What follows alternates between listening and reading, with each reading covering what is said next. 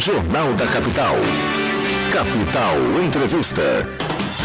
Eu recebo com muita alegria aqui o deputado Lúdio Cabral, do PT. E vou começar a entrevista com essa questão dos incentivos. O deputado Lúdio Cabral ajudou a derrubar o veto do governo, por ser da oposição.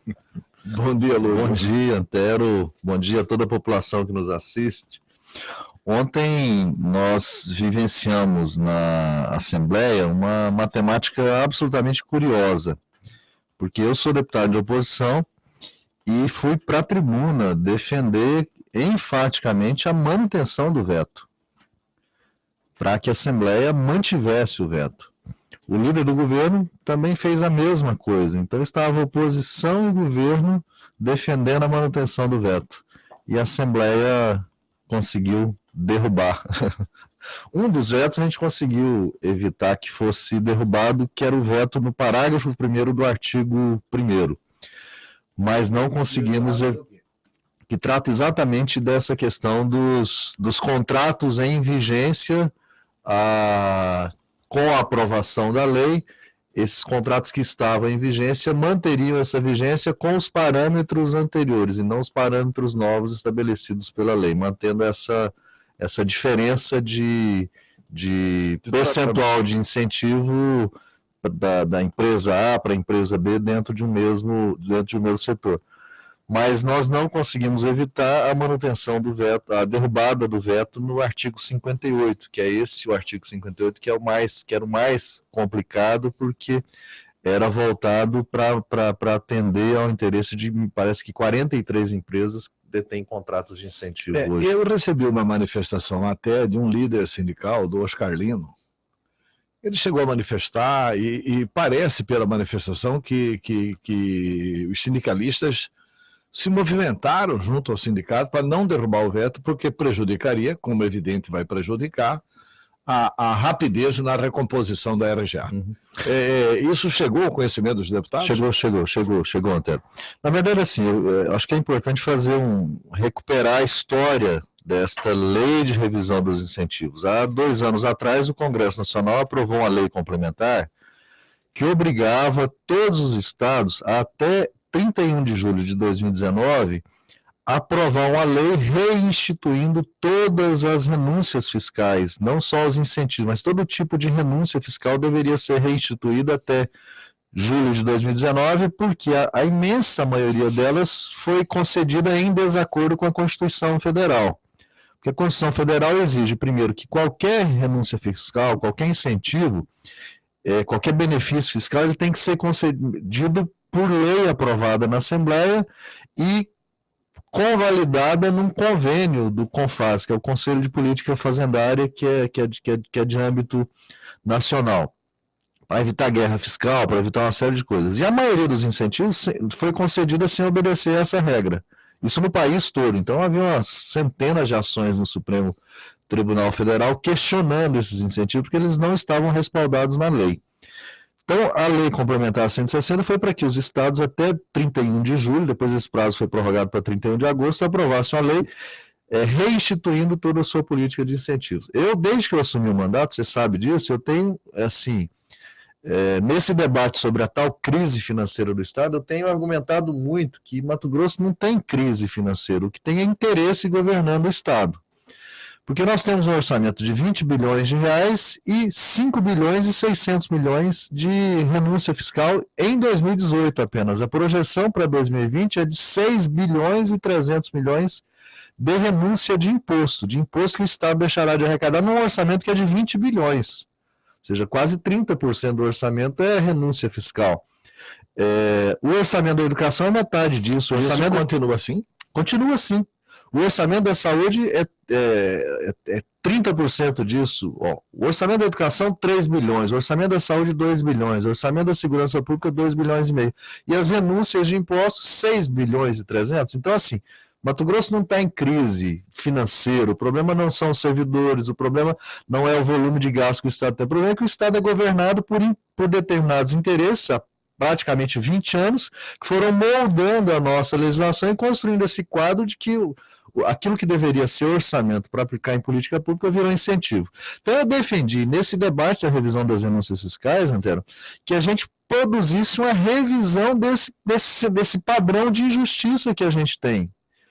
Que determinados setores econômicos detêm um padrão elevado de renúncias fiscais às custas do sacrifício da população que precisa de política pública de qualidade na educação. Aí vai faltar segurança, saúde, exatamente. Vai faltar tudo. Só que, infelizmente, Antero, quando a Assembleia votou, ela não corrigiu essas injustiças. O que aconteceu na votação dessa lei dos incentivos? Ela mudou o regime tributário do comércio, que era aquele regime de pagamento antecipado, mudou esse regime tributário para adequar Mato Grosso ao restante do país, mas isso vai, na prática, aumentar o imposto que a população paga no comércio, porque quem vai para o comércio comprar carne, arroz, feijão, shampoo, sabonete, medicamento na farmácia, é a população trabalhadora de um modo geral. O comerciante não paga imposto. O comerciante é fiel depositário do imposto. Exatamente. Isso é assim, os cálculos que a gente fez aqui, com essa mudança do regime tributário, o Mato Grosso poderá ter, ano que vem, uma elevação na arrecadação de mais de R$1 bilhão,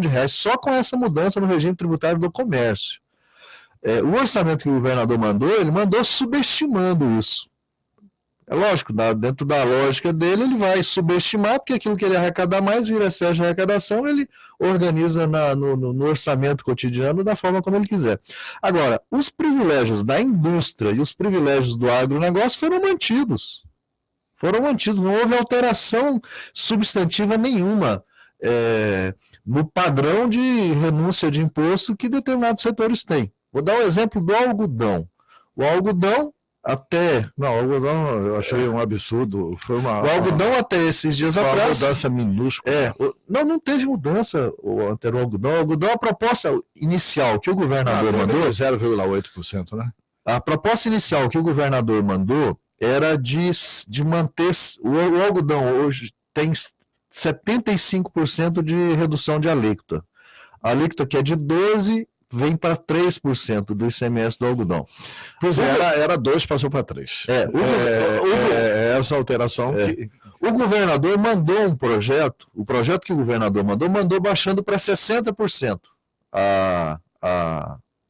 Iria para 3,8%. Uhum. A Assembleia voltou para os 75%. Na hora de votar. Eu apresentei uma emenda para que essa renúncia fosse de 25%. Para as transações interestaduais.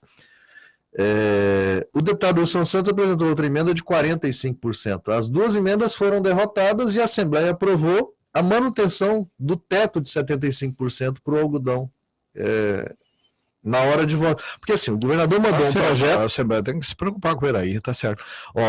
O governador mandou um projeto, depois encaminhou um substitutivo, depois outro substitutivo, e parece que foi o terceiro substitutivo que nós votamos. E foi nesse último substitutivo que foram incluídos esses dispositivos que o governador vetou agora. Então, assim, eu votei contra essa lei de revisão dos incentivos, porque eu queria que ela corrigisse de verdade as injustiças tributárias no Estado. Eu apresentei 34 emendas, nós ficamos a madrugada inteira debatendo essas emendas. Eu era favorável do algodão. Essa renúncia do algodão, ela acontece no governo Dante de Oliveira, onde eu tive a honra de ser secretário da Casa Civil. Lá tinha sentido essa renúncia. Porque o Mato Grosso não produzia nada de algodão. Exatamente, lá tinha sentido. Então, assim, o Mato Grosso tinha 3% de produção de algodão. Terminamos o governo Dante com 46% da produção de algodão. E o algodão virou essa explosão que é. Então, reduziu de 17 para 2. Mas para lá. Hoje em dia eles não precisam mais. Já faz o quê? Mais de 20 anos. Mais de 20 anos. Mais de 20 anos. 94.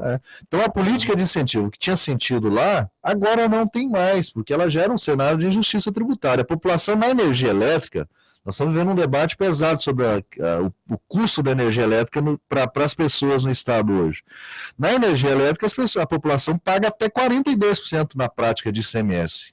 O ICMS é 42%, 42% no cálculo por dentro da energia elétrica. Agora, e o algodão, a alíquota real do algodão hoje é 1,18% na prática. Então, assim, há uma injustiça que precisava ser corrigida. Eu votei, assim, apresentei emendas para corrigir isso, não consegui aprovar essas emendas e a lei foi aprovada mantendo o mesmo padrão. Pegar o mesmo agronegócio. Falou assim, o algodão vai pagar o mesmo que o arrozeiro paga. Nós temos menos arroz no estado. O arroz é 9% a alíquota. Pois é. Que o algodão pagasse pelo menos isso. Exatamente. Pelo menos isso. Eu não... Então foi esse o processo que acabou ocorrendo. O Estado vai aumentar muito a arrecadação a partir do ano que vem, especialmente às custas do comércio, da mudança do regime de tributação do comércio, mas o padrão de renúncia que a indústria tem, que o agronegócio os barões do agronegócio continuam com os pequenininhos pagam impostos. Os pequenininhos pagam. O arrozeiro paga, os pequenininhos pagam. Quem não paga, não é o agronegócio que não paga imposto. Quem não paga imposto são as traders, né? São as traders, são os barões do agronegócio. Exatamente. E aí, Antero, assim, o substitutivo final que a Assembleia votou, ele foi mais licencioso com os incentivos do que o projeto original que o governador mandou. Então, agora que o veto veio, eu, na condição de oposição, que queria que nós tivéssemos uma lei que corrigisse a injustiça tributária, eu fui a favor dos vetos do governador, mesmo sendo oposição. Ou seja, você foi a favor de não aumentar a injustiça. Exatamente, não aumentar a injustiça. Tem um ouvinte na linha, alô? Bom dia, Quero. Bom dia, deputado. José Roberto, tudo bem? Zé Roberto, só que seu volume está alto aí. Já baixei. Tá bom. Já baixei. Tá? Vamos lá. Um abraço. Deputado, essa questão, eu prestei atenção em 2 detalhes aí, nessa entrevista, que me chamaram a atenção. Primeiro, a questão do RGA. O Oscarino que falou sobre o RGA, sobre o prejuízo do RGA, eu também sou funcionário público da saúde, aposentado hoje, há pouco tempo. Eu tive quase 38 anos de trabalho. E também sofro com o problema do RGA. Mas eu quero deixar claro uma coisa, nós não podemos deixar de colocar que se é justo, seja feito, se não é justo, não seja feito. E no decorrer da entrevista, o deputado já foi explicando que seria justo manter, não facilitar, desculpa, eu estou me confundindo aqui, não manter o veto, derrubar o veto. Pois, manter o veto, né? Não derrubar como foi feito. E o segundo é que haveria um perdão de 430 milhões de dívida. Esse perdão ele se refere a impostos devidos, que não foram pagos, que aí seria sonegação, ou esse perdão é exatamente por se manter esse tipo de incentivo a empresas, por exemplo, como bebida alcoólica. Tudo em relação a uma cervejinha dessa, aumenta um latinho de cerveja, quem puder beber, bebe, quem puder beber, não bebe, ou então bebe um pouco menos. Mas, pelo amor de Deus, incentivar a bebida alcoólica, em detrimento de outros produtos como a energia elétrica, por exemplo, que é um principal bem de consumo, depois de comida e água, por favor. Então, eu gostaria que o senhor me dissesse uma coisa, deputado. Existe uma maneira de reverter isso? A Assembleia pode fazer alguma coisa a respeito? A população pode criar uma lei popular com assinaturas e enviar para a Assembleia para reverter isso, para modificar isso, para melhorar essa justiça de arrecadação, essa justiça social na questão dos impostos? Isso seria possível? E o senhor tem alguma previsão de quando, já que foi citado, que o governo pretende parar de enganar um pouco o funcionalismo público e fazer algo a respeito do RGA, essa reposição que todo mundo já está sentindo isso, porque as coisas estão aumentando muito de preço, por agora, por exemplo, o aumento do preço da carne, e todo funcionário público que depende muito dessa reposição, que isso não é aumento salarial, isso é reposição de poder de consumo, de aumento. O senhor tem alguma previsão quanto a isso? E se a gente pode ajudar a Assembleia de alguma forma a reverter essa situação que aconteceu ontem. Obrigado. Tem como reverter isso? A Inês está liquidada. Bom dia, Zé Roberto. Assim, eu acho difícil reverter depois do que aconteceu. A gente precisa analisar do ponto de vista de processo legislativo se é possível depois alterada a correlação de forças na Assembleia e o próprio governo encaminhar um projeto de lei no ano que vem para tentar fazer correção disso. Mas a Assembleia, pela Assembleia, infelizmente não tem mais como alterar isso. Nós teríamos se nós mantivéssemos o o veto ontem. Mas assim, quando o governador fala em 400 milhões em dívidas que vão ser perdoadas, assim, eu acho que o governador estava um pouco muito nervoso e estressado na hora que ele falou isso, porque não se trata de dívida, se trata de determinados incentivos que vão ser mantidos por vários anos. Trata né? de dívida, por exemplo, ele falou 2018, né? Ele falou 2018, não é 2018. É 2019. Porque a lei vai passar a valer a partir de 2020, a partir de janeiro de 2020. Então vamos supor, a empresa lá, a indústria lá de cerveja, que tem um incentivo de 95%. Esse incentivo de 95% vai continuar existindo, ia infelizmente. baixar para 50%, não vai baixar. Ia baixar, não vai abaixar mais. Ia baixar ser. para 75%, se eu não me engano. Ou seja, o Estado vai deixar de arrecadar. Então o Estado vai deixar de arrecadar. Não é que é dívida, é que o Estado deixa de arrecadar a partir de 2020. E aí, assim, eu não tenho... O que o governador está dizendo é 400 milhões de reais. Nós precisamos fazer exatamente um levantamento. No processo legislativo não há mais o que fazer. Não, no processo legislativo não há mais o que fazer. Agora, uma das coisas que o Zé Roberto disse, que é a questão dos servidores que estão sendo penalizados desde janeiro, com o discurso do governador de que o Estado está em crise, que o principal fator da crise financeira do Estado são os servidores, essa questão dos incentivos, elas revelam o que é que de fato existe em Mato Grosso. Mato Grosso é governado por interesses, pelo interesse dos muito ricos, há bastante tempo. Não começou nesse governo, não. Começou lá atrás, no início dessa década, no governo do Blairo Maggi. De lá para cá, todo o arcabouço legal, normativo do nosso Estado foi se moldando para manter privilégios para determinados setores da economia, para os muito ricos de determinados setores da economia. E eu esperava que a gente tivesse condições, na votação da revisão desses incentivos, a gente corrigisse uma parte dessas injustiças. É por isso que o servidor não recebe RGA, que é recomposição de perda inflacionária. É por isso que o servidor agora está prestes a, daqui a pouco, ter uma alteração na sua alíquota da Previdência, porque o governador continua achando que o problema da Previdência é o servidor, então vai penalizar o servidor, aumentando a alíquota, alterando teto para aposentadoria, alterando prazo para poder se aposentar. E o problema do Estado é interesse, porque 6 bilhões de renúncia fiscal no orçamento de 20, e nós, infelizmente, não corrigimos isso. Com 6 bilhões a mais, daria para pagar a RGA rindo, né? Para pagar, tá doido. Lúdio, vamos mudar um pouco de assunto. Vamos passar para a política. Como que é o nome do presidente do PT municipal? Bob. Encontrei com o Bob nos corredores da Assembleia e eu falei, e aí, presidente? Como é que está o PT? Já decidiu? O Julier é o candidato?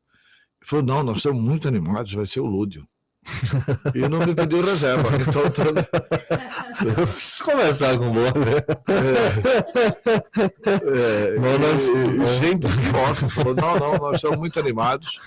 Existe uma grande possibilidade do Lúdio assumir a candidatura, o partido quer.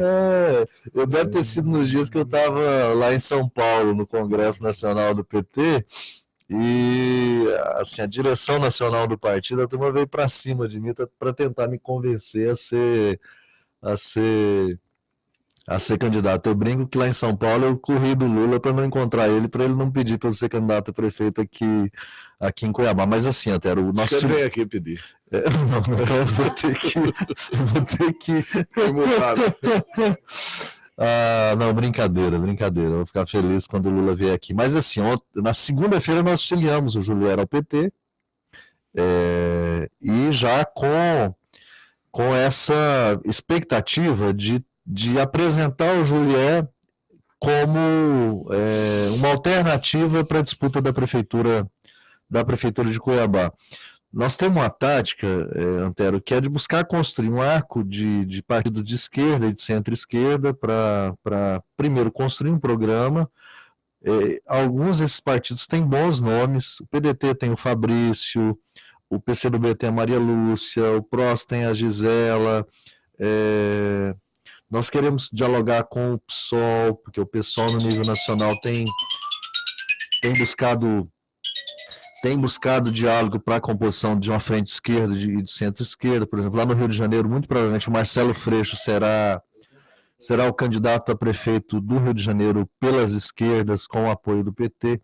Então, a intenção nossa é construir uma frente de esquerda e centro-esquerda, construir um programa de governo e lá adiante definir o nome. Cada partido tem uma dinâmica, o PT tem a sua dinâmica para isso, e o PT apresentar o nome do Julier, mas sem qualquer tipo de imposição, sem querer impor nome para a disputa da prefeitura.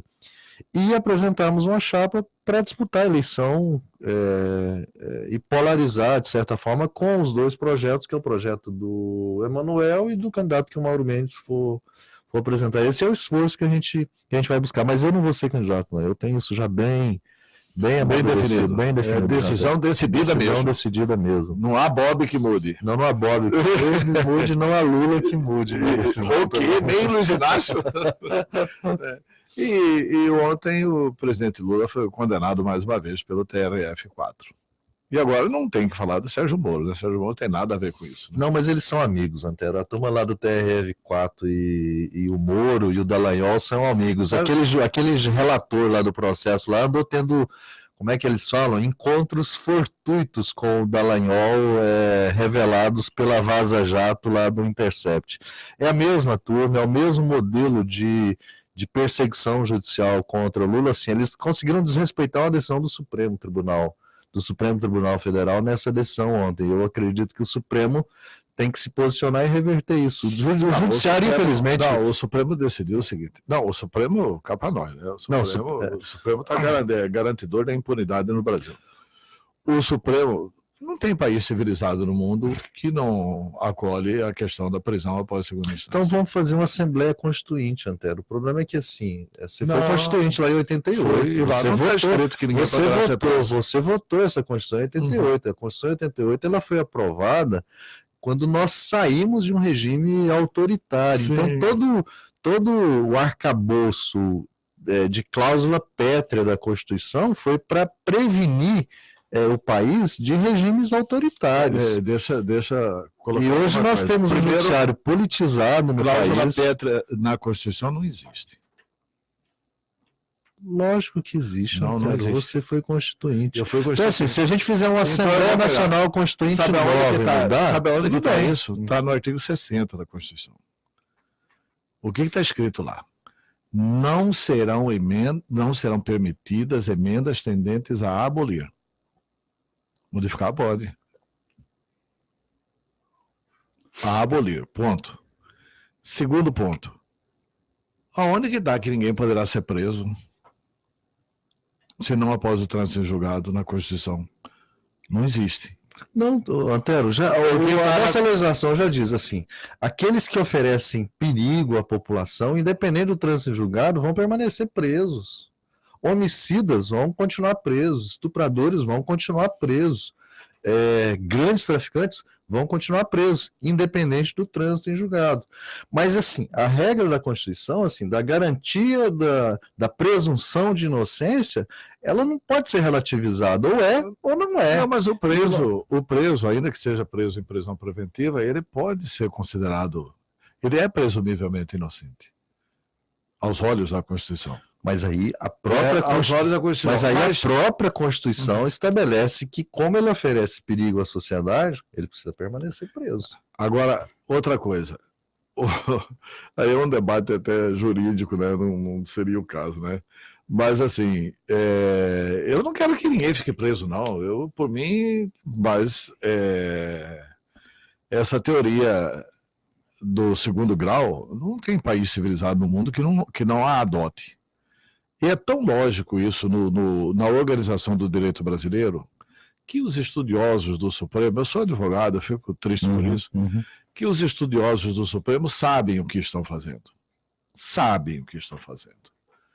Eles estão dizendo que se roubar milhões, não pode ser punido. Não interessa. Não está com arma, não está com nada. Você pode convir comigo? Assim. Não, só para dizer o seguinte, depois da segunda instância, não se discute mais o mérito. O Supremo não pode discutir o mérito. O STJ não pode mais discutir o mérito. O mérito só é discutido na primeira e na segunda instância, aqui e em qualquer país do mundo. Bom, Antero, assim, sem entrar no juridiquês. Assim, a Constituição brasileira foi aprovada em 1988. Uhum. Valeu o trânsito julgado até quando? Até 2016.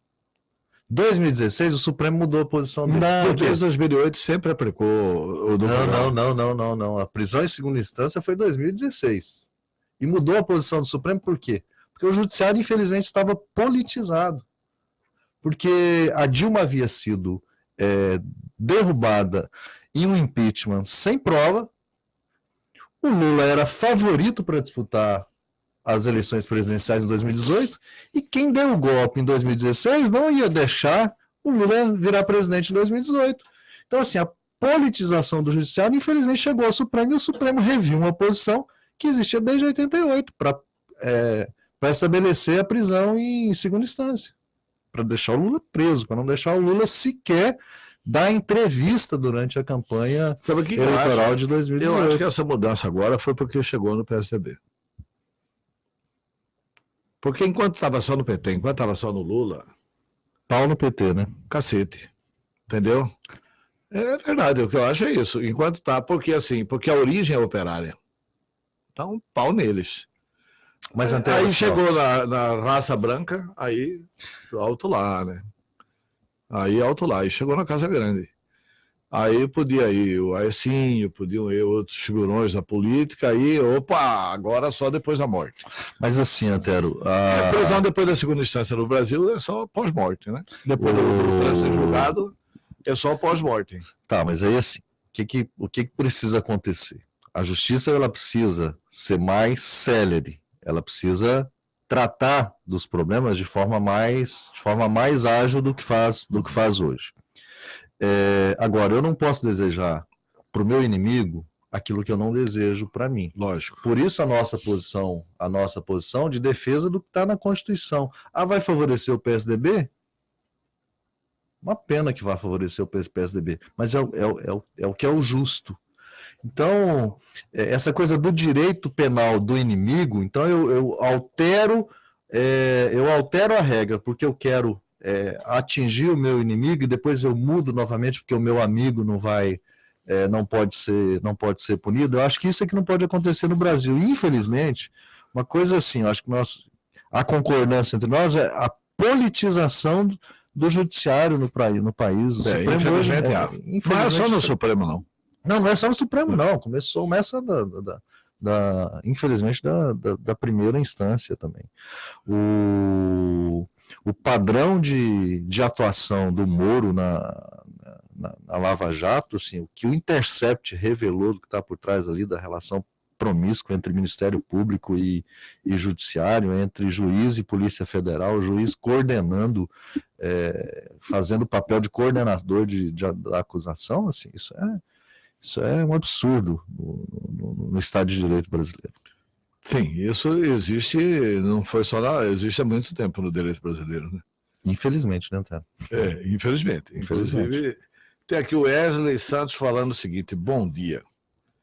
Gosto do discurso do deputado, acho ele muito coerente. Só o partido dele que atrapalha. Votaria nele com vontade se não fosse o PT. Wesley Santos. Eu não, o Wesley Santos. Não, mas assim, você ouve isso? Eu sou petista desde a universidade. Falar dele criancinha você não tinha condição de ter. Não tinha como. Mas eu entrei na universidade em 1990 e já no movimento estudantil me aproximei do PT, eu me filiei mesmo, foi depois que eu me formei, mas sempre militei no movimento estudantilista. É o maior esforço brasileiro de se existir como partido. Isso é verdade, Antônio, isso é verdade. E então, assim, eu sou filiado ao PT, milito no PT desde que eu comecei a fazer política. Eu ouço todo dia esse tipo de... Oi, Lúdio, mas eu gosto mais de ser bom, mas você é do PT. Eu falo, não, mas se eu sou bom, o PT é bom, então vota no PT, vota no 13. Mas, Antero, assim, a gente esteve no Congresso Nacional do PT. Agora, foram 4 dias de congresso. 4 dias de debate extenso, de uma riqueza, assim, eu sinceramente gostaria que as pessoas pudessem ver o que acontece em um congresso. Você não acha grupos de trabalho. 4 dias lá com grupos de trabalho, tudo que o senhor vai dizer, e o PT não acha tempo de fazer uma autocrítica? Nossa, ninguém faz mais autocrítica que o PT, Antero. Agora, o problema é que ninguém exige autocrítica dos outros partidos, só fica exigindo a autocrítica do PT. O José Genuíno foi defender a posição de uma chapa de esquerda na disputa da presidência do PT e do Diretório Nacional e fez uma autocrítica. Olha, eu fui um dos principais defensores da nossa política de aliança, de conciliação com a burguesia nacional, e hoje eu vim aqui para dizer que eu errei, não é por esse caminho que nós vamos. O José Genuíno fazendo autocrítica. Aliás, o Lula está fazendo essa inflexão também, né? O próprio Lula. Está fazendo essa inflexão. Né? O próprio Lula, o discurso que o Lula fez na abertura do Congresso foi um discurso assim, recheado dessa autocrítica sobre os limites dos nossos governos. O problema é que os adversários querem outro tipo de autocrítica do PT que o PT não tem. Que fique com menos mercado. Mercado que eu falo aqui é mercado eleitoral. Ainda que fique com menos mercado. Mas, assim, pelo menos fica mais coerente se você estabelecer quem somos nós e com quem que nós vamos aliar e até onde nós podemos ir, né? Uhum. Porque ficou ampla demais a linha. Exatamente, né? Exatamente. Quer dizer, o PT fez um governo. Eu fui colega do Florestan Fernandes na Constituinte. Nossa, por sinal, que honra. Não, e assim, você tinha que entrar na reunião com ele, ficar quieto. Porque o que você aprende de ouvi-lo, e ele tinha uma teoria fantástica. E ele era uma voz iluminada, assim. Ele falava assim, olha, porque a sociedade brasileira tem que entender que os de baixo e os de cima, o Florestan escrevia muito sobre isso, sobre os de baixo e os de cima. O Florestan me motivou a fazer uma emenda constitucional que não passou. Que era assim, que a maior remuneração do país não poderia ser superior a 1 salário mínimo por dia. Por quê? Porque aí nós colocaríamos os de cima mais próximos do de baixo. Não, para lutar pelos do de baixo, porque para aumentar os de cima tinha que aumentar aqui o salário mínimo. Entendeu? Mas foram ideias ali do Florestan. E o PT, num determinado momento, resolveu governar com os de cima. É verdade. Fez muita. Então, essa é uma autocrítica que o PT tem feito de forma sistemática na prática. Autocrítica sobre a reforma política profunda que nós não fizemos no país, autocrítica sobre a democratização da comunicação no nosso país. O PT achou que poderia conviver com a Globo, determinando a visão da cidadania sobre a realidade política. Daqui a pouco vocês vão querer filiar Bolsonaro no PT, né? Por causa do enfrentamento com a Globo. Agora, tem um ditado, sabe? Eu não posso perder essa, não. Tem uma campanha publicitária que o PT fez lá no início dos anos 2000, que é assim, você pode até não saber, mas você tem um pouco do PT. Você é um pouco PT, viu, Antônio? Porque essa proposta sua de emenda constitucional é coisa de petista, entendeu?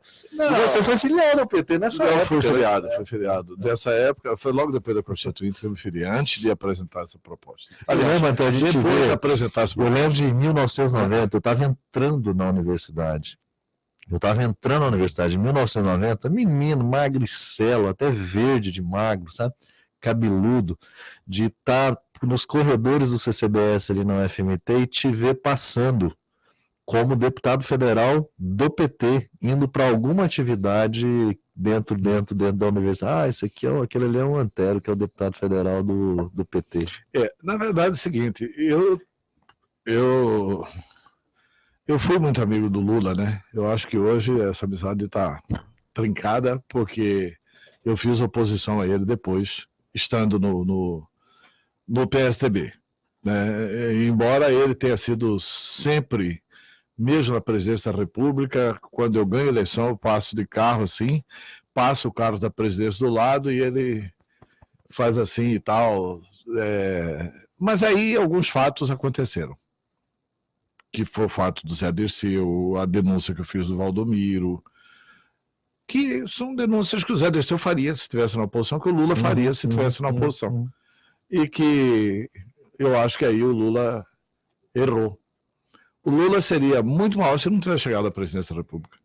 O Lula era o tipo do brasileiro que não precisaria ser presidente da República para ser grandioso como ele é.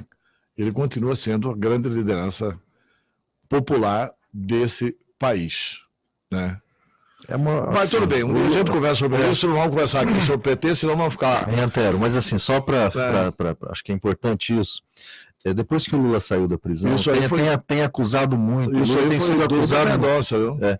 As pessoas têm acusado... porque o Duda Mendonça, naquela época, mostrou o Lula como ele era. As pessoas tinham ideia de um Lula carrancudo. O Lula é uma pessoa amável, ele é de um carisma, de uma capacidade de agregar as pessoas, de conviver com a diferença. Então, assim, acusaram muito Lula nesses últimos dias de radicalizar, de comparar Lula, o comportamento do Lula ao comportamento do Bolsonaro não tem nada a ver. O Lula é um democrata, o Lula foi republicano até demais quando governou esse país. O único presidente da República, os únicos governos que indicaram para a Procuradoria-Geral da República o primeiro da lista tríplice feita pelos procuradores da República foram os governos do... Não temos mais tempo, esse é um outro debate que a gente precisa fazer aqui, não sei se isso é bom. Hoje a gente faz autocrítica, se isso foi bom, porque precisa de controle, precisa de freio. Porque assim, agora o Supremo decidiu que não tem mais eleição direta, né? Por enquanto, pegou as escolas de Mato Grosso, porque a justiça só age provocada, então não pode ter eleição direta aqui, acabou com a democracia direta nas escolas. Mas eu não sei não, os outros países têm uma educação superior muito elevada e não é eleição direta. Essa é uma jabuticaba nossa.